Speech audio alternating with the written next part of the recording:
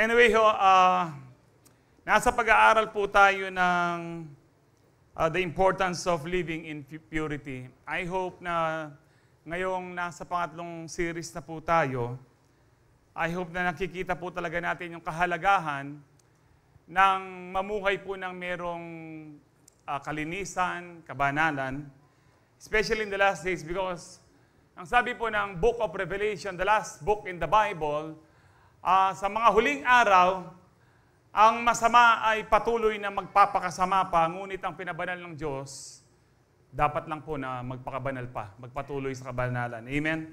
Marami pong allergic sa word na holy, purity, sa ibang church.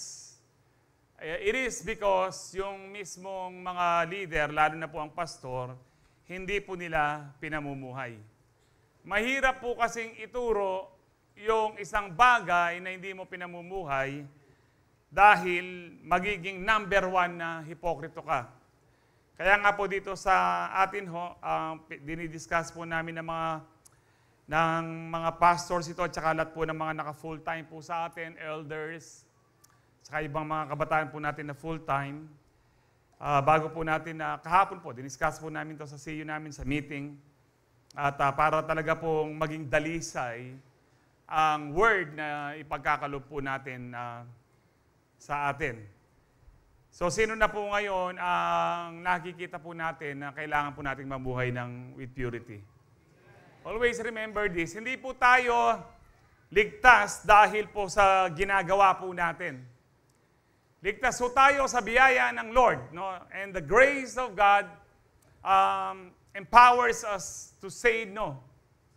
To say no to ungodliness and to live a holy, upright lives in this present age.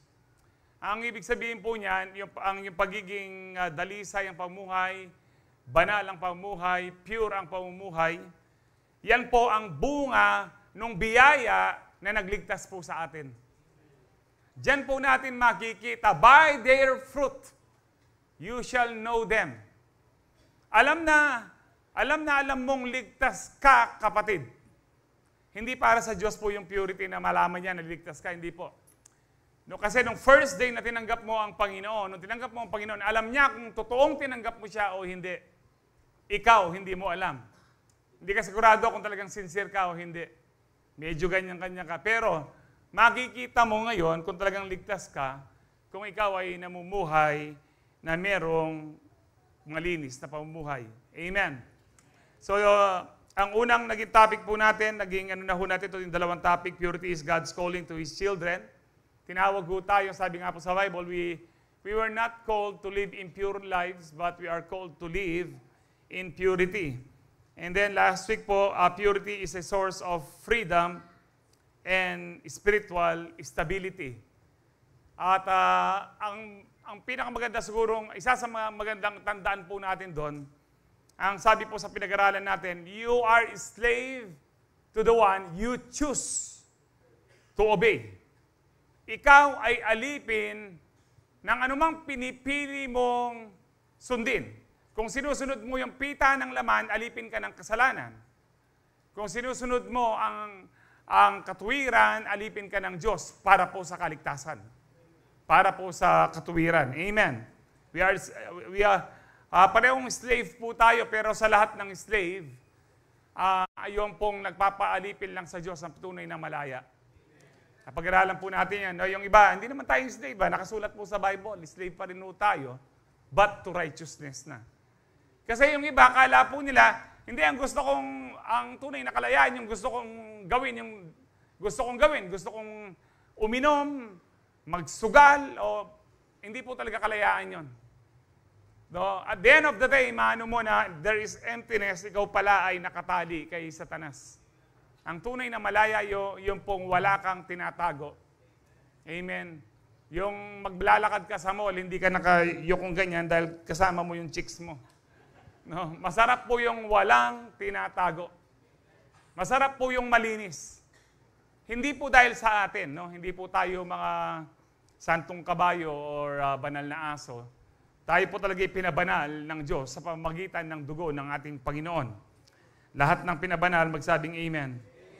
Ngayong gabi pong ito, ang pag-aaralan po natin, medyo binabagalan ko po kasi total, baka hindi tayo makauwi agad mamaya, traffic.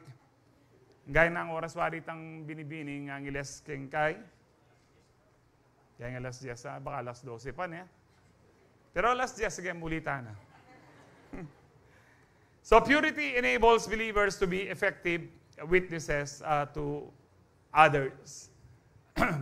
Now, sabi po dyan, ang pagiging malinis daw po, binibigyan tayo ng kapangyarihan, ng kalakasan, bilang isang mananampalataya na talaga pong yung pagiging, ano ba yung witness, yung pong pagiging saksi para kay Kristo, ay talaga pong effective tayo. Paniwalaan po tayo. Now, mas discuss po natin, sige po, in the Bible, ang meaning po ng witness evolves from legal term, from first-hand testimony, to spiritual calling to declare the truth of God and Jesus Christ. It encompasses both the act of speaking about one's experiences and the way one's life bear evidence of their faith. In the Old Testament po, pag sinabing witness po, yung pong naka-witness po ng mga nangyari, halimbawa po, meron pong naka-witness po ng patayan, dapat para po may stone to death po yung pumatay, dapat 2 o 3 saksi. 3 witness. Tapos, sa batas po ng Diyos, ang unang magbabato ay yung pong mga witness. Kasi po kung talaga nagsasabi sila ng totoo, mababato nila kasi alam nila, guilty itong ano. Pero kung ginagawa lang po nila ng kwento, mahirap pong batuhin yun. Kaya nga po, kung naalala niyo po yung inakusahan pong adultery, yung babae, nagsulat po ang Panginoon, hindi po nakasulat sa Bible kung anong sinulat niya. And then tumayo po siya, yung walang kasalanan sa inyo, ang unang bumato. Naalala niyo po yun? Mamasa akong Bible? Kristyano ko pala. At nag-aalisan po, kasi po, ang unang mali doon, kung adultery yung kasalanan ng babae, nasa inyong lalaki. Lagi pong 2 po yun kasi it takes 2 to tango kapag adultery pinag-uusapan. And then, pero wag niyo pong gagawin, ano po ito yung kapag nagkasala kayo, gagawin yung excuse. Ginawa na po kasi sa akin to isa po siyang leader na minsan lang daw siya nagkasala, ngayon ganyan yung ginawa, pinarusahan na. Ganun po yung, tapos sabi niya, sana kayo, hindi rin kayo magkasala. Di ba nakasulat sa Bible? Sabi pa niya sa amin, naga nakayuta, na ang kasalanan kaya katamo, yung munang mamugaan.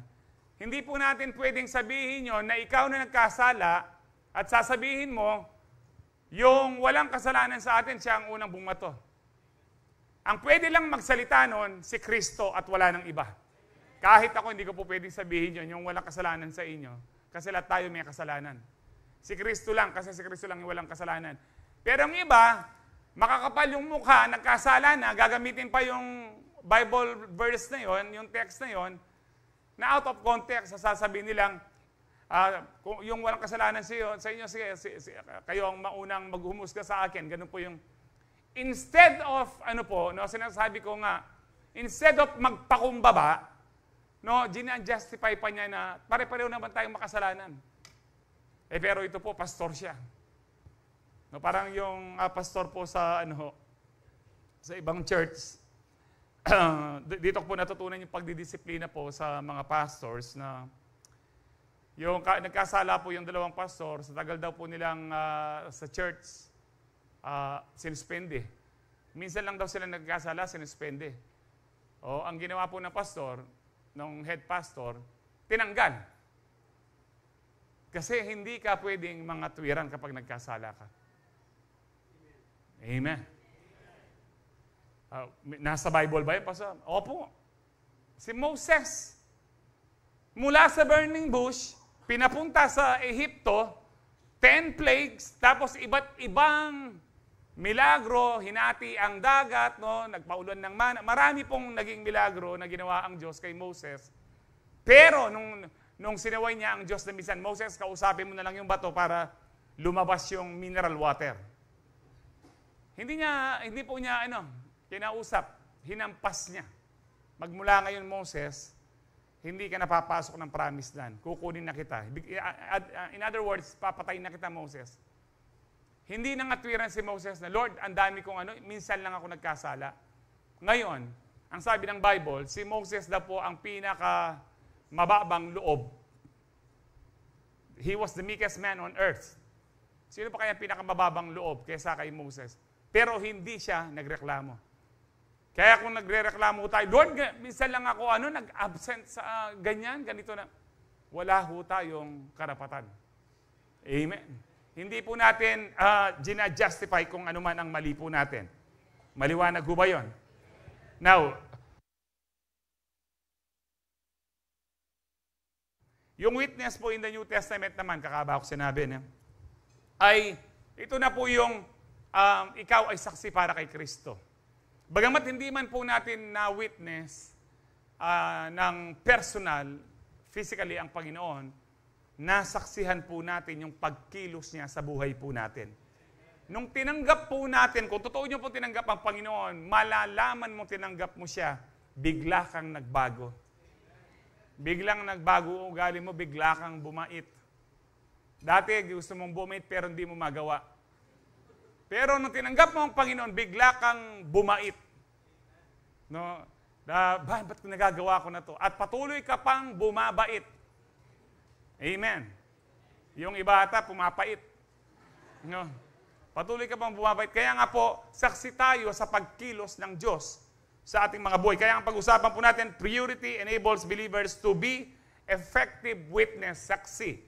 Na yung pangangaral natin, alam mo, tanggapin mo si Kristo. Siya lang ang kaligtasan natin. Binago niya ang buhay ko. Amen.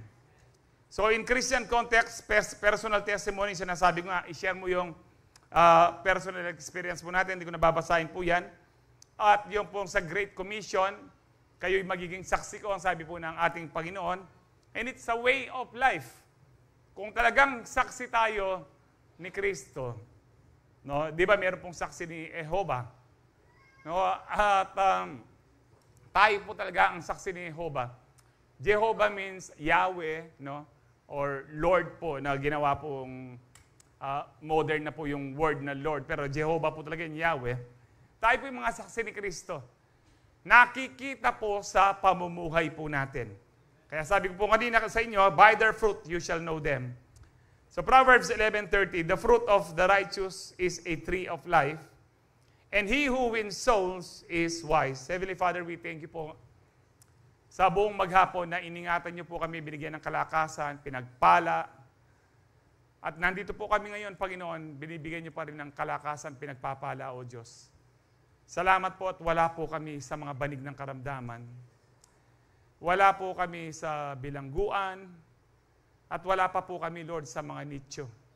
Patuloy niyo po kaming binibigyan ng buhay, sigla at lakas upang patuloy po namin kayong makilala at mapaglingkuran at maging saksi para po sa inyo. Sa gabi pong ito, Holy Spirit, we allow you to move to each and every individual, lalo na po sa aming mga first-timers, na ipaunawa niyo po, Lord, buksan niyo po ang paunawa po namin, upang talagang matanggap po namin bilang mga tinawag mo, linigtas mo, mga anak mo, na dapat kaming humayo at maging saksi para po sa inyo. At sa aming pagtanggap ng iyong banal na salita, Lord, I declare healing, deliverance, and salvation be upon your people tonight. To you be all the glory, honor, and praise. In Jesus' powerful name we pray. Amen. Palakpakan tayo po, Lord. Praise God po. Ang sabi po ng Proverbs 11:30, the fruit of the righteous. The fruit ng isang matuwid na tao, ng isang pure na tao, ng isang banal na tao. Yung bunga daw niya, yung malinis na tao. At tayo po'y righteous, hindi dahil sa ating sarili. Ano pong declaration natin?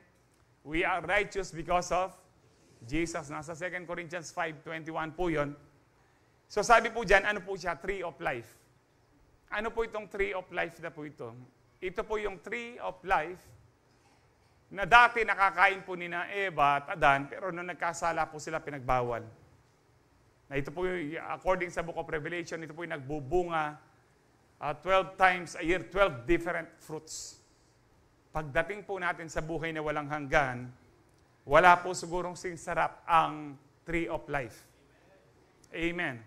Pero hindi lamang po sa buhay na walang hanggan, matitikiman po natin ang tree of life. Ngayon pa lang, parang yung po, kahit wala pong literal na tree of life, kapag ikaw ay matuwid, malinis sa harapan ng Diyos, no? At ikaw ay parang kumakain sa tree of life. Ibig sabihin po, hindi ka nagkukulang. Nandyan ang divine protection, hindi ka natatakot. Kahit na halos araw-araw po ngayon lumilindol.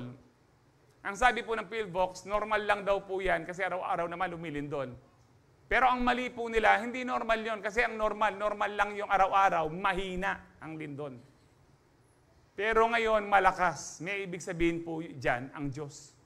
Nasa Matthew 24 po yan. Nangyayari na po ang sinasabi po ng Bible. So anytime po pwede po tayong sunduin ng Panginoon. And I hope tayo po mga taga-Calvary Temple ay nakahanda lagi. Kahit po maganda ang buhay nyo dito, excuse po. Pinagpapala po ang buhay nyo, maganda ang career, maganda ang negosyo, pero ang number one pa rin sa mga puso po natin, si Jesus pa rin. Yung handa mong iwan ang lahat ng bagay dito. Nakakalungkot po kung dumating po ang Lord tapos hindi tayo nakahanda. Amen. Alam niyo po yung pinag-pray po ng pastor, yung sabi niya ng isang member, Pastor, kanya pag-pray mo po yung pato ko para dumami kanya, para umasenso naman ako. Dumami po yung pato niya.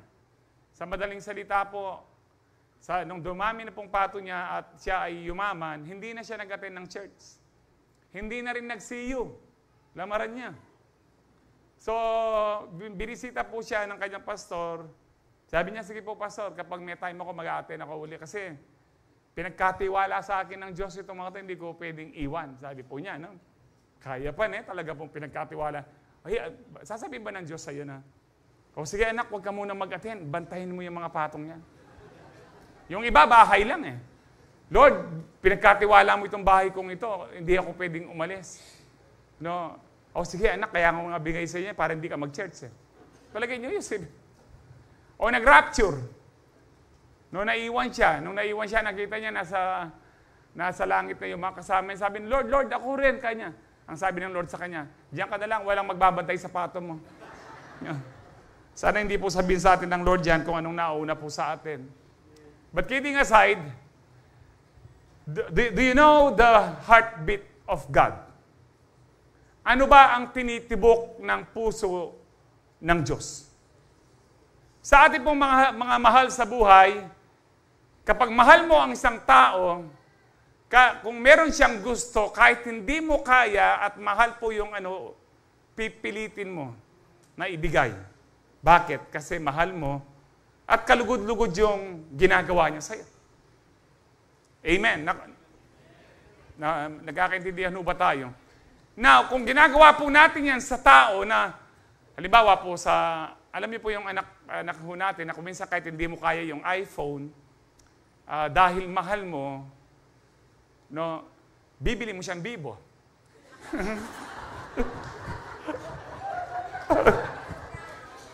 May touch niya ako sana. Hindi po. Ngayon, kung gusto mo siyang magalang, opo. Na hindi po, getting aside, halimbawa, gusto siyang gamit, lalo na kung kailangan niya sa school, no? Kailangan ko ng computer, daddy, ng iPad or laptop. Kahit alam mo, masakit sa bulsa, hindi mo kaya, pipilitin mo kasi mahal mo ang anak mo. Sa tao po yan. Ngayon, sino po nagmamahal kay Lord? Siyempre, mahal po natin ang Panginoon. Kung mahal natin ang Panginoon, dapat gagawin po natin kung ano.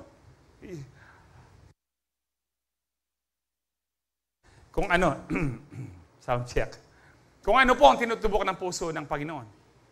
Amen. Ano ho ba ang tinutubok ng puso ng Panginoon?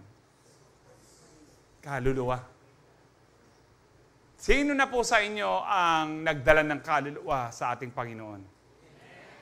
Praise God. At sabi po dyan, and he who wins soul or souls. Natutulan ko lang ito kay Pastor Joshua kanina. O nga, plural siya. Hindi pwedeng one soul lang ang winin mo. Kailangan marami. He who wins souls na marami kang dinalang kaluluwa sa Diyos ay isang marunong na tao. May wisdom. Wise po siya. In other words, kapatid, kung matagal ka ng Kristiyano at wala ka pang nadadala sa Panginoon, anong kabaliktaran ng wise? No? Mangmang. Masakit po. Kasi kung talagang matalino ka, alam mo yung tunay na Diyos, alam mo yung kaligtasan, alam mong pupunta sa impyerno ang mga tao, lalo na yung mga mahal mo sa buhay, bakit hindi mo pinapakilala? Hindi ka nga ba mangmang nun? Amen. Nagkakaunawaan ho ba tayo dito? Wrote ba kanyan yung preaching? Nangalwa dito. Panganayang pa mong preaching, itanda ka na blessing. But this is a blessing. Isa sa greatest blessing ay makawin ka ng soul. Ang mga pera po natin dito, kahit naka-Gcash na po yan, hindi mo pwedeng i-Gcash sa langit yan at gagamitin mo. Wala tayong madadala. Ang madadala lang po natin, mga kaluluwa. Madadala mo yung pamilya mo, madadala mo yung mga kaibigan mo, kung dadalhin mo sila sa Panginoon. At yun po ang tinutubok na, ito po yung tinitibok, ito po yung gustong-gusto ng Diyos. Kung bakit ipinagkaloob niya ang kanyang bugtong na anak. Hindi para tayo ay sumagana, yumaman, kasama po yan sa blessing. Ang pinakadahilan upang ang tao ay maligtas. Tayo po yung mga ambassador. Ang sabi po ng 1 Corinthians o 2 Corinthians 5, mga ambassador po tayo dito. Pansamantala lang po tayo dito. Now, ako gusto ko po maging clear dito, no? May mga Kristiyano pong nanghihikayat na mag-rally against the government. Alam niyo po, to tell you the truth, wala hong ganyan sa Bible. May mga nagsasabi, kung si Gideon nga, pinagtanggol niya yung bansa nila, si David pinagtanggol ang bansa nila, gera po yun. Natural kung gera po, pagtatanggol po natin ang Pilipinas. Nung panahon po ni Kristo, pinugutan yung ulo ni John the Baptist, hindi sinabi ni Kristo, kahit maraming impluwensya si Kristo, patalsikin na natin si Herod. No? Hanggat hindi pinagbabawal na mangaral tayo patungkol kay Kristo, pasasakop tayo sa gobyerno. Romans 13. Nagpasakop po ang pinatay po ang mga, nung araw po ng pinanganak ang Panginoon, 2 years old, below. Lahat ng pinanganak sa Bethlehem, dahil nagalit si Herod, pinapatay kasi gusto niyang mamatay ang Mesaya. Dapat noon, pwede na rin mag-revolt o magano po ang mga tao. Noong sina Peter po binabawal, dito po tayo lalaban sa gobyerno kapag pinagbabawal ng Ang sabi kina Peter, huwag nyo nang ipangaral yung pangalan ng Jesus na yan. Huwag nyo sabihin na buhay siya maguli. No? Para pa sinasabi nyo sa amin na kasalanan pa namin bakit siya namatay. Sabi ni Peter, malakas na po loob niya. Judge for yourselves. Sino bang tamang sundin? Kayo o ang Diyos? Kapag pinagbawal na po ito, masusunod ang Diyos. Hindi ang Constitution. O kung ano man ang plano po nilang gawing batas. Amen po ba? Amen. Kaya ako po sinasabi ito, kung pupunta tayo sa daan, walang mangyayari. Ang kailangan po natin gawin ngayon sa gobyerno po natin, ipanalangin po ang gobyerno po natin. Pastor, kung panalangin ka ng panalangin, walang mangyayari. The prayer works po. Amen. Prayer works po. Hindi, alam niyo po, nung EDSA 1, kung papansinin niyo po yan, pagkatapos po ng EDSA 1, kung magiging totoo lang po tayo sa sarili po natin, naging idolatrous po ang bansa po natin. Itanayo po yung kalaban ni Voltes 5 doon sa EDSA. Sayang, hindi dumating si Voltes 5. Ano po nangyari? Sunod-sunod na kalamidad po nun. Sunod-sunod na kalamidad, ang earthquake sa Baguio, Pinatubo, at hindi na po, marami na pong kasi po, nakalagay po sa Bible, God hates rebellion. Sina Daniel, Shadrach, Meshach, Abednego, nasa ibang bansa sila. paganong bansa, pero nagpasakop sila. Opo, galit tayo. Kahit po ako, galit po ako dun sa mga nagnakaw. Pero hindi tayo magiging pure kung hindi natin susundin ang salita ng Diyos. Ngayon, sa kabila po ng sinabi ko ito, gusto mo pa rin mag-rally-rally, nasa iyo po yan. Pero kung talaga may takot tayo sa Diyos, ipagpapasa Diyos po natin ang lahat. Ang Diyos po ang magtatayo ng leader. Actually po, yung pagkabulgar po ng sa Pilipinas na yan po yung answered prayer po natin. Answered prayer po natin, binulgar. Kasi pinagpe-pray po natin lagi, hindi ba? Tuwing tayo nananambangan. Kami po, sa personal ko rin pong prayer, lagi kong pinagpe-pray na mabulgar ang corruption, mawala ang corruption. Ito na po yung way na ginagawa po ng Panginoon. And I hope tayo mga Kristiyano, ang kailangan po sa ating mga Kristiyano, ang dami na po nagsasabi po sa atin, mag-repent. Hindi po ang buong Pilipinas ang hinihintay ng Diyos na mag-repent. Ang naisang mag-repent, tayo. Magalwa ko ata message pero gusto ko talaga sabihin ito kasi nalulungkot lang po ako na sa naririnig ko mga Kristiyanong nagpo-form po ng mga rally. Instead of repentance, tingnan niyo po yung sinabi po ni Pastor Israel sa 2 Chronicles 7:14. If my people, sino po yun? Tayo, nananampalataya. Hindi sinabing if all the people. If my people who are called by my name will humble themselves, ano pa ho yan? Take up their cross and follow me. No, hindi pala ganyan siya. Will humble themselves and pray and seek my face and turn from their evil ways. Then, ano po sabi ng Panginoon? Will I hear from heaven and will forgive their sin and will heal their land. Ang pwede lang pong maghilom, magpagaling sa ating bansa, ang Panginoon. Kung tayong mga Kristiyano, lahat tayo magpapakumbaba sa Panginoon. Yun ang pag-pray po natin. Okay, mag-start na po tayo. Ready na ho ba kayo? Okay, sinobra na. Pwede pa po yan siguro, medyo may overtime, mga 10-15, yarita na po. Number 1, living in purity makes you more effective witness because purity makes you a credible witness for Christ. Kung ikaw ay nagsishare ng gospel, tapos masama ang ugali mo, o nagsishare ka ng gospel, naninigarilyo ka, o may hawak kang red horse, hindi ka credible. Hindi ka paniniwala, nakwento ko na po sa inyo yan, kasi po, ako rin po, nung nag-aaral ako, sinishare ko si Kristo, pero red horse at saka po, pero medyo poor kami noon, tigisang red horse lang. Pagkatapos nun, emperador na. No? Pag wala ng pera, emperador na. Tapos, pare, yung tunay kaligtas. Alam, may niwala. Di pati-pati kami, kulang namin itong bukan. Kasi ating iglesia ni Voltes 5 po kita kayabi. Kaya nga po, importante po yung integrity. Kung talagang pinakikilala mo si Kristo, alam po ng tao, tungkol po yan sa kabanalan. Dapat makita yung tayo ay matuwid. Mahalaga po yung integrity. Amen. Kung ako po ay tatayo po dito, wala po akong integrity, baka yung iba po sa inyo, o lahat kayo aalis. Kaya nga po pag-aralan po natin ngayon, bakit gaano kahalaga ang purity, na tayo po talagang maniwala. Kaya mahirap pong mag-share ng gospel, ipakilala si Kristo na ikaw mismo hindi maayos ang buhay mo. So may mga qualification pong pagkikita ko sa inyo, sa mga leader and elder po ng church ito, but I do believe ito po'y pasok sa lahat ng Kristiyano. Did you know kapag Kristiyano ka na, bawat isa leader? Not a leader in a sense na nasa high-ranking position ka.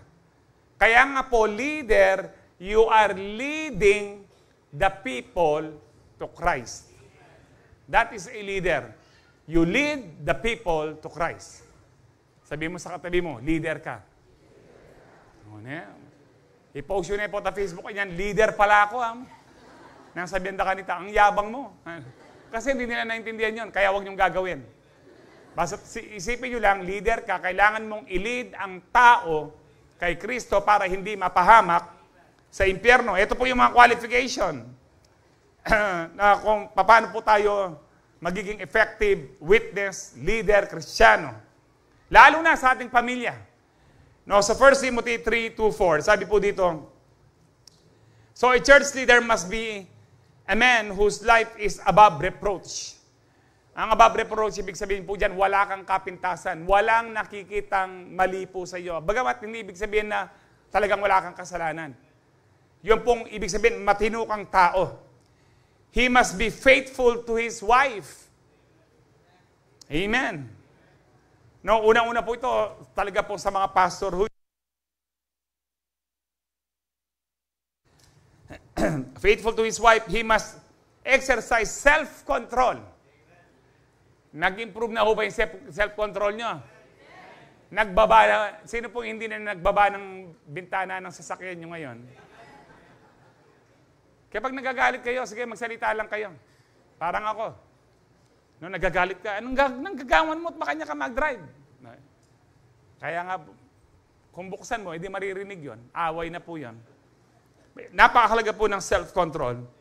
Live wisely and have a good reputation. May magandang reputasyon ho ba tayo? Yung utang nyo, binayaran nyo na. Sinabi po ni Elder AJ po sa ano ho ito. Kung hindi nyo pa binabayaran, at least binabayaran nyo. Sino pong gustong makakawala sa utang? Alam niyo po, talking about utang, alam niyo bang hindi kalooban ng Diyos ang pang-uutang? Lalo na sa kapritsyo. Okay lang po yan kung sa bahay, sa kotse, yung mga hinuhulugan. Washing machine.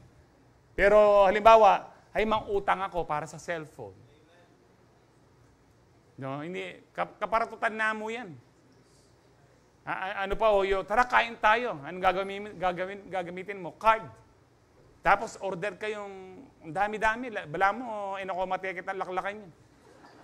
Sino pa ho ba yung, alam nyo, tayong mga kapangpangan, karamihan po siguro sa atin dito, kapangpangan, para tutna talaga. Balo rin ang mamahan, kapangpangan la, andyan di takla mo, ang nakarakaling order. Eh, da naman nagisan. Nahihiya silang, ay, yan mo, makarine. No? Nahihiya silang yung, kami, kung ano lang po yung kakainin namin, yun lang. Na anong pagkilamda, alwa naman nilang mamayad. Alin, ikat ng kapangpangan dapat by one tamo yung kaparatutan tamo eh. Remember, panabi na yung ginurem paratot. Mabiyaya yung ginu ka rin mapagpakumbaba. Amen. Yung mga Tagalog, pag itanong nun lang sa tabi nyo, ibig sabihin nun. No. Ang sabi dyan, he must enjoy having guests in his home. No, tumatanggap po siya ng bisita. And he must be able to teach. Nung araw po, ang pagtanggap po ng bisita dyan, pinapatulog sa bahay. Pero ngayon mukhang lawin niya pa mo face value eh. Ne? Oh. Kasi lalo ng lalaki, kaya ba babae lang rin anak mo? Potay rape ng aso mo. Ne? Excuse po. Verse 3, he must not be a heavy drinker or be violent. Hindi po daw lasinggero. Yung dating mga lasinggero, magsabing amen. Shot me, pari. O si Map, alata na ka rin, eh. O, pinalaya ni Jesus. Binihag ng diablo, pinalaya ni Jesus. Amen. Dati kang binihag ng diablo, ngayon pinalaya ni Jesus. Not, or be violent. No. Hindi po color ito, no. Alam niyo po yung mga violente na, alam niyo po na kwento ko sa inyong pastor na kinwelyo yung ano? Ala akong lawin, po tayo, lataya kayo ko. Balo mo na yung pastor, ano? Balo niya po yung pastor na sabi niya kung alam niyo po, at salamat po sa Lord, kahit po kami, kahit pastor, may mga kahinaan. Pero binabago pa rin po tayo ng Panginoon. Hindi po kami magiging plastic dito, mas banal kami. Ali po. Kaya sabi ko nga sa inyo, just 2 weeks ago, nagkasala pala ako sa Lord. Yung pinagdudahan ko yung salita niya, nagkaroon ako ng takot. Lahat ng pinipreach ko sa inyo, kinontra ko. Kaya nang-rebuke po ako kay Lord. At hindi po simple kasalanan yun, kasi insulto sa Diyos ang ginawa ko po. Kaya nga po halos araw-araw sinasabi ko, Lord, sorry, na naman pingawa ko, lamaranan na ako na naman. But anyway, mabuti po ang Lord. Kahit nagkakasala po tayo, pero meron tayong mapagpakambabang puso, nandyan po yung pagpapatawad at paglinis niya sa atin. Amen? Now, ano po, he must be gentle, not quarrelsome, not love of money. They do not love money. Yan po yung ibig sabihin niya. He must manage his own family well. Kung halimbawa, ikaw di pamilya ka, sinishare mo yung kumpare mo o kumari mo, pero yung pamilya mo hindi mo madala sa church, ang hirap po nun. Dapat talaga unahin po natin ang ating pamilya. No? Kaya sabi diyan, he must manage his own family. Sino pa ho dito may mga family na pinagpe-pray nyo? Amen. Patuloy lang po, pero it doesn't mean na hindi nyo na-share itong gospel sa kaibigan nyo. Ang sinasabi ko lang po, medyo mahirap mag-share kapag ang alam ng mga tao, mismong pamilya mo hindi sumusunod sa iyo. Kasi po dapat talaga ipakita mo natin sa pamumuhay natin, katulad ng ating binabasa ho ngayon. And dito po sa he must manage his family well, having children who respect and obey him. Na ginagalang ka. Kung mismong pamilya mo hindi ka ginagalang, sinong maniniwala po sa iyo? Paano kang magiging pastor? Kung ito po, una sa pastor, paano kang maglilid ng tao kay Kristo? Naalala niyo pa, kayo pong mga asawang babae, sino po may mga asawang babae dito na may mga asawa po kayong lalaki? Siyempre, lalaki.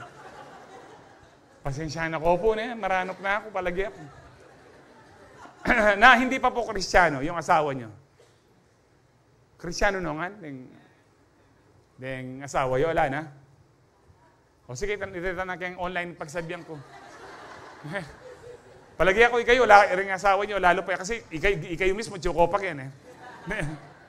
Anyway ho, di ba sabi po sa, I think, pwede pa kitingnan yung 1 Peter chapter 3. Yung kayong mga babae, kanya, huwag kayong putak ng putak.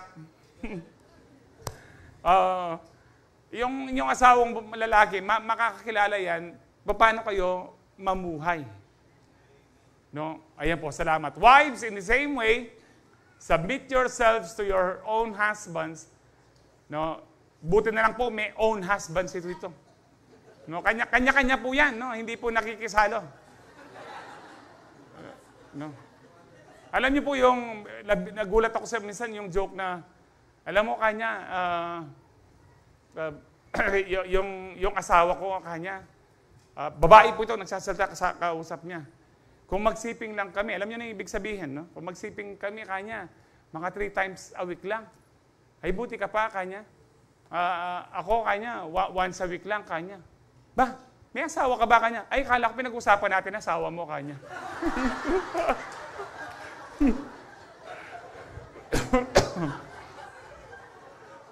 Anyway, ang sabi po dyan, wives, in the same way, submit yourselves to your own husband, so that if any of them do not believe the word na sinishare mo, wini-witness mo, sabi po dyan, they may be won, hindi po sa bibig.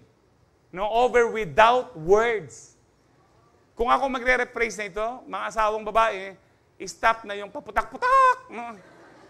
And then, dapat makita po yan by the behavior of their wives. Amen. Mag-amen kayong lalaki na at kayong babaeng puputak pa kayo. Kaya nga po, napakahalaga na ang dali pong mag-share kapag alam nilang matino ang buhay mo. Kesa yung dati, no ka rin na ka naman yung bata, alam mo na. Minom na ka na naman, mamaw na ka na naman kanyo. O tayo nakatugi ka ako ng church. Tugi ba kayo kanita ita? Tugi siguro nung magbakal yung Red Horse. Tugi ka ako ng church, sana librida kang Red Horse kay Batam. Pwede wari ito. Sa Titus, ganyan din po, no? Titus 1, 6, 9. An elder must live a blameless life, sabi po dyan, sa pamamagitan ng camp, hindi po sa akin. Sa camp po. Kung minsan nga, no, na bagamat pastor ka, yung mga bata ko, kaya nga po mahalaga yung mag-attend ng camp. Napakarami pong binago ng Panginoon sa pag-attend ng camp. Kasi sa camp, wala po silang, tawag dito, walang gadget, secluded lang po. Araw at gabi, si Lord lang ang ano po nila. So, pinopromote ko na po, kahit malayo pa, kapilan niya Pastor Joshua yung camp. Next year pa, niya. Pero, kaya nga po, ako yung nagpapasalamat, kasi napakahalaga po. Ang dami pong, may mga kilala po kaming pastor, yung anak po nila, hindi lang drug addict, drug pusher pa, smuggler pa ng baril. Smuggler pa po ng baril. Nakakalungkot po, nangyari po yun. Kasi, hindi po niya kaya ako po, kahit nung bata sila, malit sila dyan, linggo pa lang po yung service natin, wala pang Sabado. Magbuhat po ng 7 o'clock, kung makakasama na sila, kasama ko na po sila hanggang gabi po nun. Nasa kwarto lang po sila hanggang doon sa medyo nagti-teenager na nagkaroon na po ng kaibigan. Napakahalaga po. Kung may mga anak po kayo, at bata pa, may children's church po tayo. Huwag niyong sabihin, bata pa sila, hindi po. Ang sabi ng Panginoon, huwag niyong pigilan ang mga bata na lumapit sa akin. Sa Proverbs 22:6, train up a child in the way he should go. Habang bata yan, i-train mo na kung saan siya dapat pumunta. Even when he is old, he will not depart from it. Kapag matanda na, mahirap na po. Yung kakilala po namin po, gustong disiplinahin po yung anak niya, may edad na po.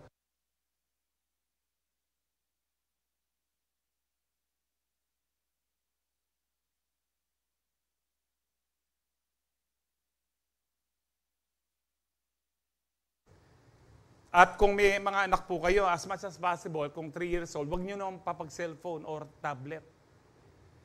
Marami pong malalaswang bagay, violenting bagay, ang mapapanood po ng mga bata. Tayo po, nung bata tayo po may mga edad na. Alam, mag-imin na ako mong edad. Andyangin kayo, ako may edad, kayong pasama. Di ba, lang po, paggising natin sa umaga, maglalaro sa labas. Maglalaro sa labas, kahit na kuminsan high school na, maglalaro pa rin sa labas, basketball, kapag kasama yung mga babae, alam niyo po yung football na malambot lang yung bola, na touching ball, marami po, mamauta mo kay kanita, Aldo, Sabi ko, makanya niya bawing Aldo, nung lumapit ka kay Aldo, mamauta ka nung Aldo kanita, tapos, tayo, marumi, yung paa, yung parang nakaboots pag uwi mo. Tapos, pag uwi mo, kahit na bata ka pa, may bigote ka na. Kuminsan, kalahating bigote lang. Di ba? Lalo na nung usoy kay Mito, manya-manya, gamayag tayo, Pata kayo, kahiyakin. Pero masarap po ang buhay po natin. Ako sarap pala ng buhay po noon, bagamat mas mahirap po ang buhay noon. Noon po, medyo big time ka na kapag manok ang inyong, noon po, puro gulay lang, asan danom. Pero ngayon po, sasabihin po ng mga ang hirap ng buhay, kabang mamanga niya kanyan, pork chop. Ano bang masarap? Pork chop na baboy o pork chop na manok? Pero mas masarap pong pork chop na baka. Anyway, tuloy po natin, A church leader is a manager of God's household. So he must live a blameless life. He must not be arrogant. Hindi dapat mayabang. Amen. Lalo na kung tayo po'y nakakapag-share na at marami tayong alam sa Bible. Remember this, God opposes the proud but gives grace to the humble. Hindi tayo paniniwalaan ng may mga pastor, actually, hindi po pinapaniniwalaan kasi ang yabang po ng dating po nila. Kailangan po talaga, kahit sino po sa atin, kahit marami tayong alam sa Bible, patuloy po tayong magpakumbaba. Amen. Lahat po ng humble, magsabing amen. Praise the Lord. Hindi, alam po nila yun. Ang ibig sabihin po ng humble kasi, akalingwan nyo na, kayong maili. Pero baka tulaan mo talaga na, humble ako. Yung humble po sa Bible, yung pong sumusunod sa Diyos. Ibig sabihin, kaya pag tinanong po natin, kung humble ka, si Moses, kaya meekest man on earth, ginawa po niya na sumunod lahat, except one. Pero na-penalize po siya, pero hindi nagreklamo. Anyway, po ito may pakabata na naman. Babo kakabay ni. He must not be arrogant or quick-tempered. Nabawasan na ba yung pagiging mainitin ng ulo nyo? Sino po yung may lahing mainitin ng ulo? Kami po meron, manalbate ata ko. Ay tayo, may tax ka pala. Okay na, ba't na ako kayang kay St. Luke's? Ako may kapag-reply, traffic kasi. May katipid kong tax kanina. Naalala ko po, tayo, kwento kayo nini, kasi ako kakalingwanin niya. Kami po, may lahi po mainitin ng ulo ng tatay ko. Hindi ko makalimutan, sa San Luis pa kami. Paratang. Nanong paratang kayong Tagalog? Hindi niya maano yung bomba. Yun na yun. Yung lumabas yung tubig. Wow. Pemaspas na yun. Pinaghampas po niya yung timba. Galit na galit. Ako naman, takot na takot. Bota, mabarog ko. Kasi po, pag mainit ang ulo ng tatay ko, kung sino makita, pinapalo eh. No? Maya-maya, lumabas po siya. Di balik ya, brand new lang ba siya ang bongkay?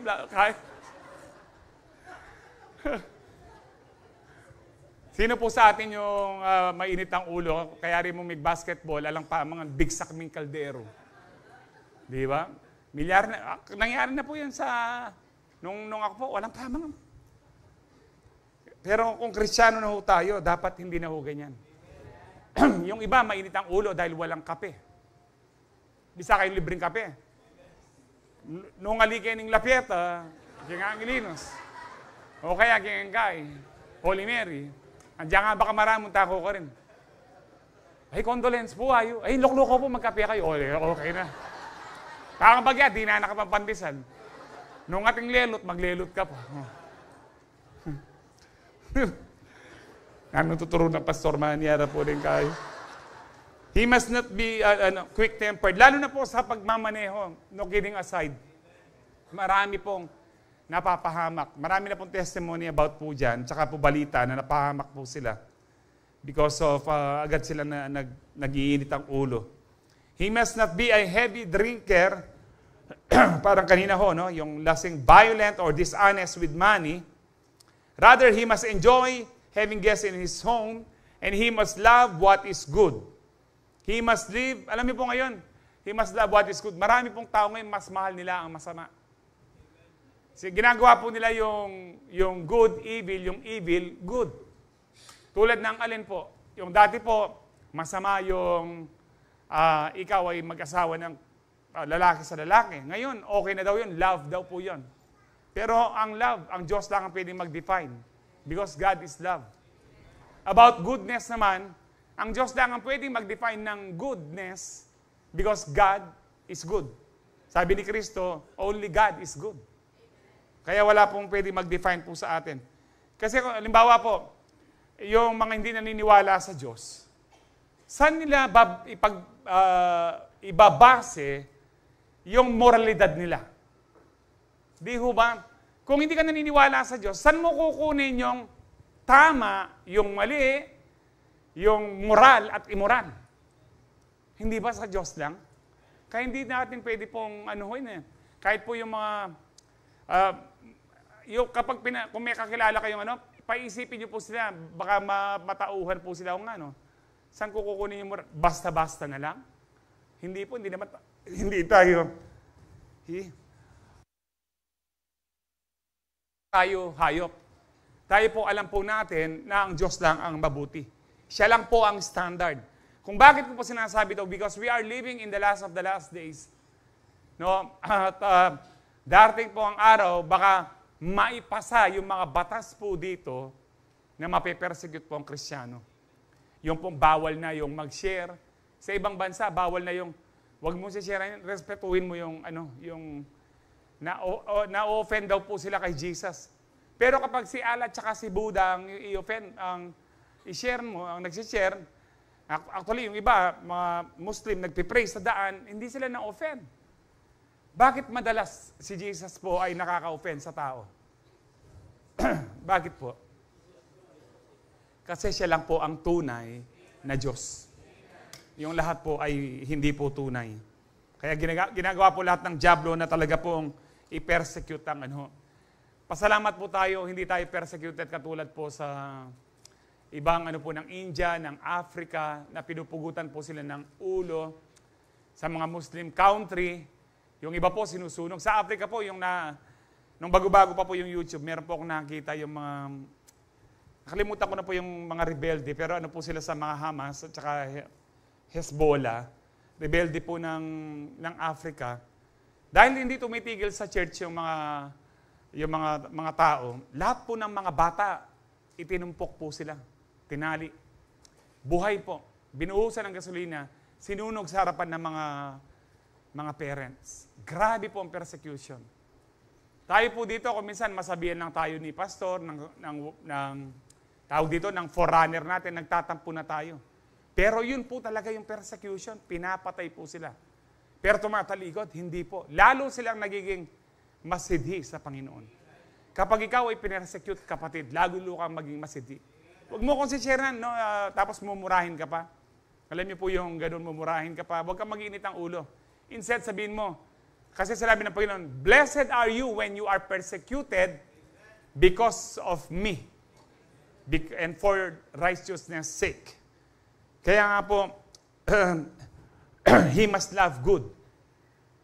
Mahalin po natin kung ano yung good o mabuti sa harapan ng Diyos. He must live wisely and be just. Matuwid po dapat. He must be a devout and disciplined life. Disiplinado po. Ang pagdidisiplina, unang-una po yan sa atin pong spiritual na buhay. Dapat consistent po ang prayer life natin, consistent ang pagbabasa ng ng salita ng Diyos, consistent din po yung pag-attend po natin ng church at CU. Amen. Dinin mo rin mag-amen. Mas marakaling pastor kayo, ngayon kayo mag-amen. Ano pa po? He must have a strong, ito po, napakahalaga nito. He must have a strong belief in the trustworthy message he was taught. Mahirap po yung hindi strong o matibay yung paniniwala mo kay Kristo tapos i-share mo. Maraming mga sinasabi nilang Kristiyano, bakit hindi sila nagsishare? Hindi matibay yung paniniwala nila patungkol kay Kristo. Meron pa ho silang pagdududa. Kaya ganun. Pero alam niyo po, kapag sold out ka na kay Kristo, kahit kanino isi-share mo yan. Kahit kanino po. At umpisahin niyo po yan sa mga prayer muna. No? Ay pwede kitang pag-pray. Tapos maano na po sila. Ako po kasi, kahit sinong doktor, kahit kanina po, no, kahit Kabangpangan po yung doktor sa St. Luke's. Pero kahit ano po siya, sabi ng Lord, pagkatapos na ngayon, pag-pray mo yan, katulad ng ginagawa mo sa ibang doktor. Lord, St. Luke's po. Anong St. Luke's sana nang ginawa po, Lord, joke mo ako. Pinag-pray ko po, alam niyo po, sabi nga po ng mga kasama ko, nakita nila yung pagmumukha ng doktora, naging maaliwala. Sabi ng doktora, ang ganda po ng prayer kanya, enough na po yan para masustain kami sa buong araw kanya. Sipin niyo po yung, kaya nga po, huwag kayong kapag tinanggihan ka, hindi naman ikaw ang tinatanggihan, ang sabi ng Panginoon. If they reject you, hindi kayong nire-reject, sabi ng Panginoon, ako ang nire-reject. Huwag tayong magtampo, yung parang napahiya tayo. Blessed pa rin tayo kapag tayo itinanggihan o pinersecute. Amen. So, we need to have a strong belief. Kayo po na nandito, I do believe na talagang matibay na yung inyong paniniwala na walang ibang Diyos, walang ibang tagapagligtas, walang ibang daan, kundi si Kristo lang at wala nang iba. Napatunayan po natin yan doon sa ating pong topic last month that He is the Messiah. He is the Messiah and He is before all things. He is before all things. Ibig sabihin siya po yung Creator. Amen. Matibay na po ang ating paniniwala po doon. Napatunayan na po natin yan. And then sabi po dyan, then He will be able to encourage others, no, with wholesome teaching and show those who oppose it where they and show those who oppose it where they are wrong. Okay, maduduling na ako po. So, kaya sabi diyan, then, ibig sabihin po, magiging credible witness ka lang kung nakikita sa iyo ang mga katangian ito. Ngayon, kung meron ka pang struggle, hindi ka na makakilala ng tao, no? Mahirap po kasi, lalo na sa bahay, hanggat hindi nagbabago ugali mo, kahit anong putak mo po dyan, hindi mo po mawiwin ang pamilya mo. Kung ikaw ay kabataan, dapat makita nilang malinis ka at madalas kang nasa bahay, hindi nagpapagabi. Sumusunod sa magulang. Hindi nangungupit.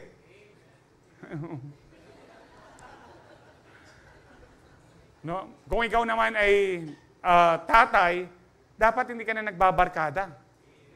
May asawa ka na. Alam niyo po, sa lahat ng mga kinakasal ko po, no? Magbuhat ngayon, hindi na kayo dapat nagbabarkada ka ako. Kung lalabas kayo, mag-asawa pa rin. At may kasawa ka pa nung magbarkada ka rin pala. Hindi pa kasalan mo ng barkada mo. Papag-gown mo nga. No? So maintain a life of purity with the help of God's grace. Once you lose your integrity in the eyes of others, they will never listen to you again. Kapag po nawala po yung integrity, hindi na ayan na, share-share pa mong Bible, ito, makasakat siya kayong danan. Lasing na naman siya. Saan po natin makikita yan? No? Dito po, para mas maunawaan po natin ito. Yung Matthew 5:13-15. You are the salt of the earth, but what good is salt if it has lost its flavor? Kung nawala na ng lasa, alat, ano pang silbi ng asin? Wala na. Sabi po ng Panginoon dyan, it will be thrown out and trampled underfoot as worthless.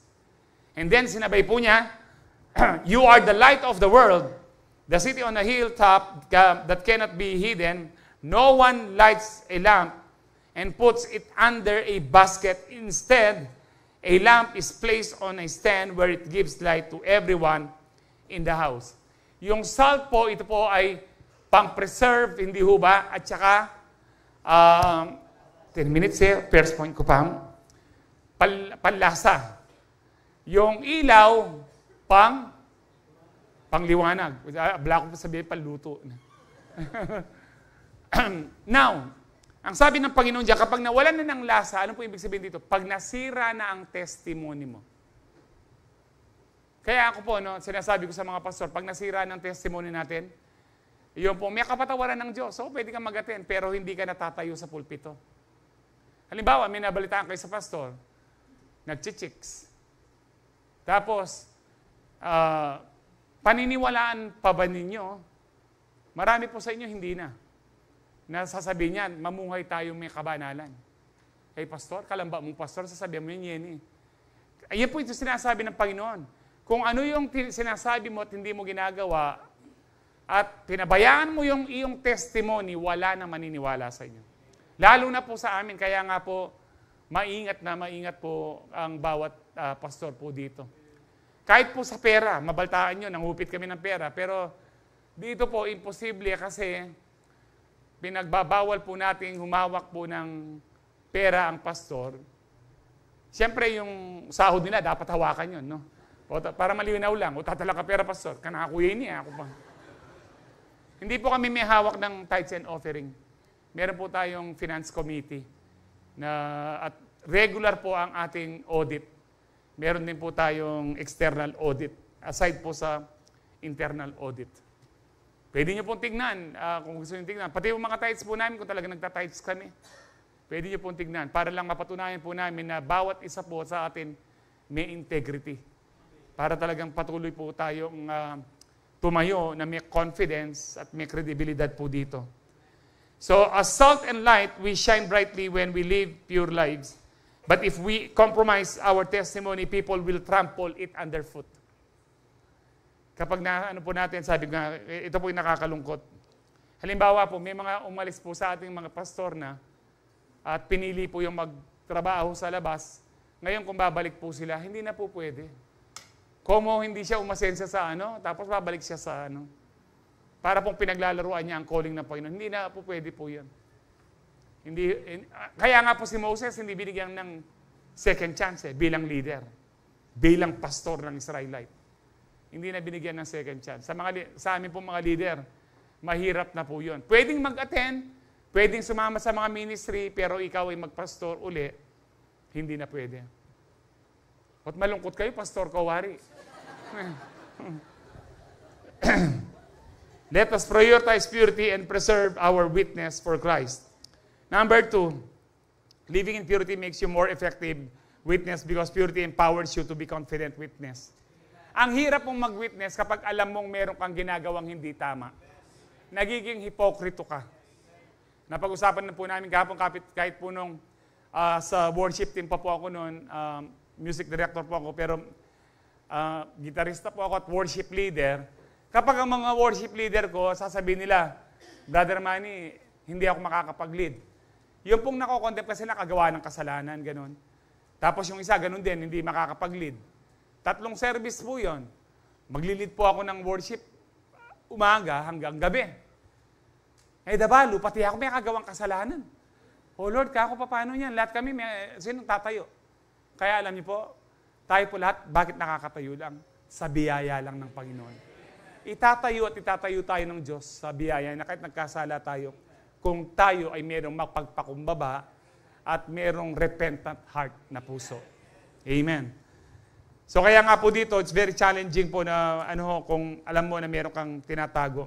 2 Timothy 2:21. Pwedeng gawin na nating ESV to. At sa verse 20 na tayo mag-start. No? Yung mga pastor, nyo lang. Parang mas maganda siyang, kanina pinag-aaralan ko siya. At binabasa ko pa iba't ibang Pero parang mas accurate po ito.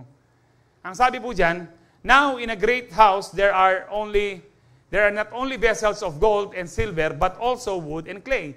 Sa bahay daw po, hindi po may mga kagamitan na vessel, sisidlan, na gold, silver, or kahoy, or clay, no? And then sabi po dyan, some for honorable use. Sabi niyo po, honorable use. And some for dishonorable use. No? And then, verse 21, therefore, if anyone cleanses himself for what is dishonorable, sino daw maglilinis? Sarili niya. Kung lilinisin mo sarili mo, na kung ano yung nakaka-dishonor kay Lord, He will be a vessel, no, magiging sisidlan o gamit siya for honorable use. Set apart as holy, useful to the master of the house, ready for every good work. Now, ang gusto ko pong explain po sa inyo dito, ang lahat ng tao, kahit masama, ginagamit ng Diyos. Paliliwanag ko po, alam ko po, naguguluhan po kayo. Nakala ko, Pastor, hindi gagamitin ng Diyos ang maruming sisidlan. Ginagamit pa rin ho niya. Ginamit niya si Nebuchadnezzar, si Pharaoh. Tinawag pa niyang servant. Si Herod, ginamit niya. Ang pinakasikat po dito, si Judas, ginamit niya. Yung ibang pastor na out of context sila, sabi na, kung hindi kay Judas, wala tayong kaligtasan. Hindi ka mabigla kasi si Judas ang nagpapako kay Kristo. Hindi sinabi ng Bible, kasi po, lahat ng tao, kahit masama, ginagamit ng Diyos para matupad yung kanyang plano. Dito po na makikita natin kung paano po yung sovereign ang Panginoon. He is above all. Magiging matigas ang ulo mo o hindi, gagamitin ka pa rin ng Panginoon. Kaya lang kung ikaw ay dishonorable use, sa impyerno ka. But if you are being used for honorable use, sa langit ka. So mamili po kayo, silver, gold, kahoy o Tingaliwa kasi po ating Mami Saling, salad master. Salad master o kay pastor? Palayok. Amen? Kaya nga po, ba't kaya ginamit? No? Meron nga po na evangelist, preacher, nag-confess. Marami na siyang napagaling. Di ba sabi ng Panginoon, hindi kayo nakikita. Lord, nagpalayas kami ng demonyo, nagpagaling kami, nangaral kami, we prophesy in your name. Bakit nagagawa po nila yon? Pero sabi ng Panginoon, hindi ko kayo kakilala. Meron pong evangelist sa Amerika, nag-confess po siya, narami na siyang napagaling. Even raising the dead, meron po siya. Pero one day nag-confess siya, sabi niya, yung kanyang gift na pag-healing, ginawa niyang kumita siya ng pera, kaya siya nakabili ng jet. Kaya siya, sabi po niya, hinikayat niya yung mga kasama niyang evangelist, wag na nating parang binebenta yung gift ng Panginoon. Yung kapag ganito ang binigay mo, mas meron kang blessing. Kapag ganito ang binigay mo, kung cancer yan, mas malaki ang bibigay mo, pagagaling ka ng Panginoon. Ginagawa pong nag-repent. And yet, nung pong palang makasalanan siya, ginamit pa rin ng Panginoon, yung purpose ng Panginoon, nung gumaling yung mga anak niya. Kaya it's possible na meron pong tatayo dito na marumi pala yung pamumuhay niya pero nabibless pa rin tayo. Ginagamit ng Panginoon. Pero hindi ibig sabihin, yung ginagamit niya dito na marumi yung pamumuhay niya, pupunta ng langit. Pero kung yung pong nakikinig at lininis niyo yung sarili niyo for honorable use, sa langit po tayo. Amen. Kaya nga po, ito yung pinag-uusapan po natin. Pero kung Kristiyano ka, hindi ka confident kung alam mong meron kang tinatago. Kaya ang sabi diyan ni Paul, linisin mo ang sarili mo para maging kagamit-gamit ka for honorable use. Hindi masayang ang buhay po natin. Sino pong nakaunawa po nito? Magsabing amen. Amen. 1 Peter 3:15-16. Instead, you must worship Christ as Lord of your life. And if someone asks about your hope as a believer, always be ready to explain. Kapag may nagtanong, bakit ka born again? Bakit ka ligtas? Dapat alam po nating explain. Para mas malaman niyo pong i-explain po yan, mag-attend kayo ng CU. I-explain po ng mga kasama niyo, forerunner. Lalo na kung meron pong Discovery Education Program, DEP. Para pong, yun po yung mini Bible school po natin. Dito po kasi hindi kayo pwedeng magtanong. Yung pastor, meron akong tatanong. Hindi pwede. Baka madaling araw na po tayo matapos, hindi lang 10:15. Kaya mag-attend po kayo sa CU, pwede kayong magtanong. Kapag hindi masagot po ng forerunner nyo, itatanong po niya yan kung kanino po siya under na pinaka-pastor po. Para po masagot yung tanong po natin. Kaya, hindi po namin pinapangako na masasagot namin lahat kasi hindi naman po namin lahat alam eh. Pero at least po magpipray tayo kung ano po yung kasagutan sa tanong po natin. Ngayon po yung kung tanong nyo, yung walang kakwenta-kwenta, agad na po namin i-ano po yan. Yung halimbawa, nung minsan nanonood ako ng dating daan, noon po ako ito. Balo mo, alam nyo, at may nagtanong, meron po bang puwit ang Diyos? Ano magtanong? Parang ano din ho, no? Yung iba parang valid, no? Kung ang Diyos pong gumawa sa atin, saan nanggaling ang Diyos? Which sabi ko nga po sa iyo, it's a stupid question. Because He is the Alpha and Omega. Anong Alpha? A. Ma'am, ano bang, bago po ang letter A, ano ba, meron pa ho ba? Bago, wala na. Lalo na ang Diyos, siya na ang una. Bakit mo pa tatanong kung may una? Pero ganun pa kung may mga tanong kayong valid at hindi namin alam, ipagpipray po natin sa Lord. Amen. Para talagang maging, kasi po, kapag marami kang alam sa Bible, confident kang tumayo. Kahit po sa Senado, tatayo ka. Alam niyo po ako, sapat na po yung alam ko para makatayo ako sa Malacanang. Para sabihin ko kay Bongbong Marcos na po, ang solusyon ng Pilipinas, si Kristo lang. Ang solusyon ng buhay mo, si Kristo lang. O kapag nagkapatenda na ako kay Luneta Kanta, pwede na ako. Buha, at least sasabi ko, ang solusyon na, bago mo ako patayin ka ako, subukan mo muna na ang maging sentro ng Pilipinas, si Kristo. Siyempre, ako gawa na po ng Ginoo, bless na yung Pilipinas. Yeah. Puta, dinana ako pang project. Bigyan ang kurap yung pastor eh. Dinina namin project, bigyan yung kurap. So, but do this in a gentle and respectful way. Keep your conscience clear. Mahirap kung nagsishare ka, nagmi-ministry ka, meron kang ginawang hindi tama. Anytime naman patatawarin ka naman ng Lord, keep your conscience clear. Then if people speak against you, they will be ashamed when they see what a good life you live because you belong to Christ. Yung inaalipusta ka, ngayon pala, mabuti ka pa rin sa kanila. No, mapapaiha po sila. So living in purity keeps you ready to share your faith and witness for Christ. Amen. Ano yung keeps you ready? Keeps you confident.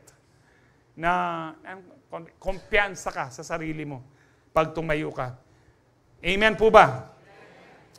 Now, dito po sa sa 1 Timothy 4:11-12, sabi diyan, command and teach these things, sabi po niya kay young Timothy, don't let anyone look down on you because you are young. Kasi po bata po siya, pastor. Siguro, hindi niya makuha yung respeto, hindi sila naniniwala kay Timothy. But set an example, ang sabi po niya, for the believers, in speech, in conduct, in love, in faith, and in purity.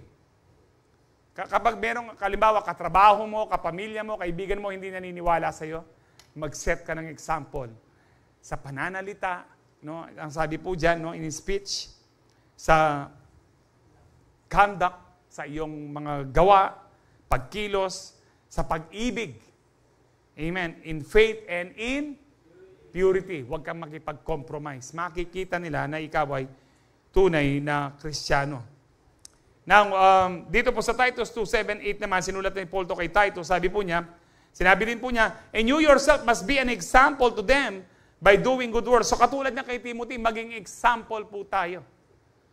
Lalo na sa mga anak po natin, kung sinasabi mong anak, bawal ito, anak, pag 9 o'clock, wala ng internet, wala ng wifi, dapat tayo rin mga magulang. Dapat may integrity po tayo. Otherwise, mako-confuse po ang mga bata. And then, sabi dyan, no, by doing good works of every kind, let everything you do, lahat ng gagawin mo, reflect the integrity and what? Seriousness of your teaching. Seriousness kung ano ang pinipreach mo, ang sinishare mo. Teach the truth. Wag niyo na pong haluin, kundi Bible lang. Teach the truth so that your teaching can't be criticized. Nakikriticize po ang isang preaching o ang isang sermon kapag namimix siya na hindi galing sa Bible. Then those who oppose us will be ashamed and have nothing bad to say about us. Pag sinabi, kung naniniwala sa tao yung kausap mo, at iba po yung prinsipyo niya, buksan mo lang ang Bible sa kanya, mananahimik na yan. Kasi pag sinabi mong walang ibang masusunod kundi salita ng Diyos. Bible lang. Kami po, kaya po, ang unity namin sa leadership, matindi.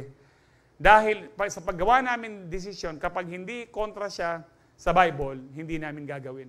Kung ano lang ang gusto ng Diyos. Kaya nung pandemic, nagbukas tayo kasi yun ang gusto ng Lord. Nung pinayagan na tayo tuloy-tuloy, pinapasara tayo, hindi tayo nagsara. Maraming mga church, pinersecute po tayo. Pastor, pinersecute po ako. Sinira pa po ako, sabi ko daw sa inyo, huwag ka daw kayo magpabaksin o ano. Pero, kaluguran tala pa rin. May demonyo lang bagyakan nita, nyama kanyan. O ngayon, sino po ang matagumpay? Tayo. Hindi tayo nagsara, nagtagumpay. Opo, na-COVID ako, marami sa atin na-COVID. No? Pero nagtagumpay tayo. Bakit? Kapag sinunod mo ang Lord, lagi kang matagumpay, kapatid. Sumunod ka lang. Sumunod ka lang, kapatid. It gives you the confidence to witness when you walk the talk. Amen. You can talk the talk, but can you walk the talk? Sabihin mo po sa katabi mo, walk the talk. Amen. Anting dyan taniman po yan. Ibig sabihin po yan, kung ano ang sinasabi mo, ipamuhay mo. Amen. Praise God. Alam niyo po, kwento ko na lang po ito. Sa Galatians po, nawalan po ng confidence si Peter. Sa Galatians chapter 2, 11-14 po, ito basahin niyo lang sa kasi wala na akong timer pa ako sa point. Minsan, nakikikain po sina Peter, kasama si Paul dyan, tsaka si Barnabas, at ibang mga Kristiyanong Hudyo. Karamihan po ng mga unang panahon, ang mga Kristiyano, mga Hudyo muna. No? At wini-win po nila ang mga Gentiles, ang mga Galatia. Now, kumakain sina Peter kasama ang mga Gentiles. Sabihin natin siguro kinakain nila baboy, tidtad. Kumakain sila ng dinuguan. Nung nakita nilang dumarating yung mga Judaizers. Ang mga Judaizers po, ito po yung mga Hudyo na naniniwala kay Kristo sa kaligtasan, pero para maging ganap na ligtas ka, sundin mo yung batas, particularly yung pagtutuli. Umalis si Peter, umalis sila. And then nagalit po si Paul, no? Na ano po, papakita muna natin yung una. Sabi niya, I oppose them. Ang sabi po diyan, him to his face. Remember, mas mataas kung baga ang ranggo ni Peter. Pero dahil mali siya, kaya nga po hindi po totoong kapag pastor na, hindi nyo makorek. Hindi po kapag mali kami, i-correct nyo po kami. Sabi po diyan, sila pong lahat na mapasa kay Barnabas, so their conduct was not in step with the truth of the gospel. Yung naging hipokrito po sila, sabi ni Paul dito si Peter naging hipokrito. Alam niyo ba, nagpagaling na si Peter, just yung shadow lang niya. Dumaan po siya, lahat gumaling. Pero dito, naging hipokrito siya. May ganyan tidtad, ganyan datang na rin kaya po ng uling ila mamang kanumbadi, ikwa na lang.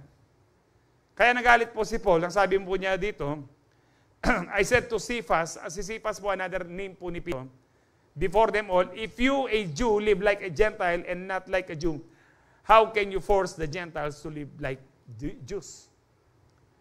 Kung baga po sa sinasabi mong Kristiyano ka, and then nakikita nila, nagsusugal ka, umiinom ka, tapos ngayon, darating si pastor, kay mako ka. May mga ganyan po eh. May mga, alam niyo po kung minsan, pretang haliwaki kayo, akakitmit kayo sigarilyo kayong gulot. Ay, pastor, andiyan sigurong mamaltusa na ka. Nung pwede mo, sakmalan mo eh. Ay, pastor, nabalo ka bang mamasok yung kain? Kaya di na. Nawawala po yung integrity natin kapag ganyan po. Now, your faith and actions, remember this, your faith and actions should be consistent with what you preach and believe. Yung pananampalataya natin, dapat ayon po yan, naka-align po yan sa kilos po natin. Lastly, purity manifests the presence of the Holy Spirit. Alam niyo po, kapag pure ka, madali pong kumilos ang Holy Spirit. Kaya nga po pag Wednesday, ang dali pong marami po sa nagati ng Wednesday, mga pure hearts po. Talaga pong, they have the hunger and thirst for the presence of God. And I hope yung hindi nagatin po sa inyo, kung may panahon po kayo, at walang kakwenta-kwenta yung ginagawa niyong Wednesday, punta po kayo dito. Masarap pong mabaptize, masarap pong mapuspos ng Banal na Espiritu. Hindi lang siya basta masarap, talagang mababago ka. Magiging matapang ka na magsalita. Yung iba po nakakapagsalita na dito na minsan na ilang dekada po silang Kristiyano hindi pa nakapagsalita. Pero nung nabaptize po sila, nabago po sila. Iba po, kapatulad ni Peter, dating duwag, nung nabaptize, marami po ang naligtas. Ito po yung pag-uusapan natin. Sa Matthew 5:8, blessed are the pure in heart, for they shall see God. Ito po ay literal at saka po figurative. Literal, kung ikaw ay pure in heart, makikita mo ang Diyos pag, kung namatay na ho tayo, susundin niya tayo. Pero, dito pa rin, makikita natin ang pagkilos ng Diyos sa buhay mo. Kung hindi puro ang puso mo, hindi mo makikita ang pagkilos ng Diyos. Yung sasabihin mo, Lord, nasaan ka? Ang dami kong problema, parang hindi mo ako tinutulungan. Pero blessed are the pure in heart, for they shall see God. Yung gawa ng Diyos, makikita po sa atin. Now, ito po, ikukwento ko na rin sa Acts chapter 2. Alam po natin to, nabaptize sina Peter, di ho ba? Naghintay po sila. Paano po sila nag-pure? 10 days po silang nagpe-pray. At nung na-consecrate po sila sa pag-pray, dumating po ang Holy Spirit. They were all together in one place, ang sabi po. Dumating ang Holy Spirit. Sa Acts chapter 2, 36, 41, lahat po sila na-filled ng Holy Spirit. Nag-preach si Peter. Ilan po ang naligtas? 3,000. Kaya nga po napakahalaga kapag pure ka, kumikilos ang banal na Espiritu. Kumikilos ang banal na Espiritu. Kapag naman po, madali naman po magpapuro sa Panginoon. If we confess our sins, aminin mo lang, magrepent ka lang kay Lord, lilinisin ka po ng ating Panginoon. Sa Acts 4:31, after they prayed, prayer na naman po, the place where they were meeting was shaken, and they were filled with the Holy Spirit. Na-filled na po sila nung Acts chapter 2. Napuspos na naman po sila. Kaya nga po, hindi po mali yung lagi tayong napupuspos. Tama po yun. Dapat lagi tayong mapuspos ng banal na Espiritu. Nung napuspos po sila, anong nangyari? They spoke the word of God boldly. Actually po, gusto po silang ikulong dito, patayin. Pero matapang sila, hindi sa sarili nila, matapang po sila dahil puspos po sila ng banal na Espiritu. Bakit po? Dahil nagpe-pray po sila. Kaya nga po, dito po, prayer is the first step to purity. Para, pag kulang ka sa prayer, kapatid, ang bigat-bigat ng pakiramdam, parang ang dumi-dumi mo rin. Masarap po yung galing ka sa prayer, hindi ba? Sino po nag-enjoy sa prayer? Yung alam mo, kapag nag-pray ka, ang gaan ng ng pakiramdam mo kahit po mabigat ang problema mo. Through prayer, the Holy Spirit empowers you to be confident witness for Christ. Now, dito po ako magtatapos. No? Hindi lamang po yung magiging confident ka sa prayer. Alam po natin ang ginagawa ng prayer. Prayer works. Ako po kung bakit po ako 62 lang po yung aking hemoglobin. Ang normal, 140 to 175. Hindi ako pwedeng ma-confine. Gusto ako yung confine. Walang kwarto po kung saan ako magdadialysis. Meron pong gabi talagang magpa-confine na lang ata ako sa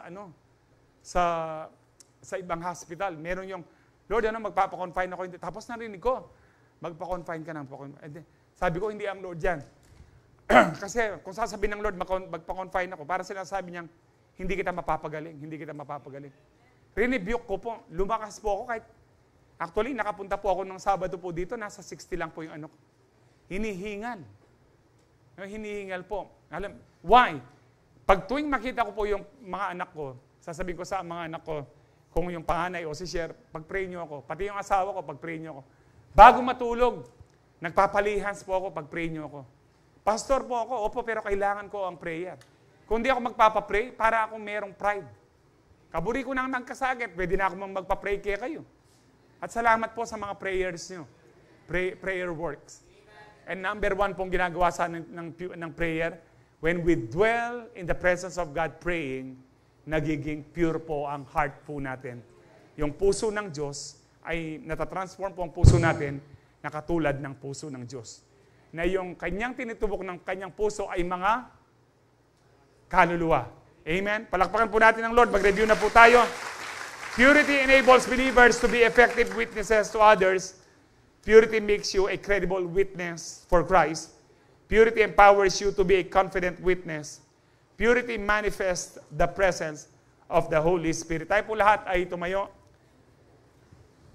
Hallelujah. So, sino na po ang magdadala ng mga kaluluwa kay Lord? Magsabing, praise the Lord. Amen. More souls for Jesus. Amen.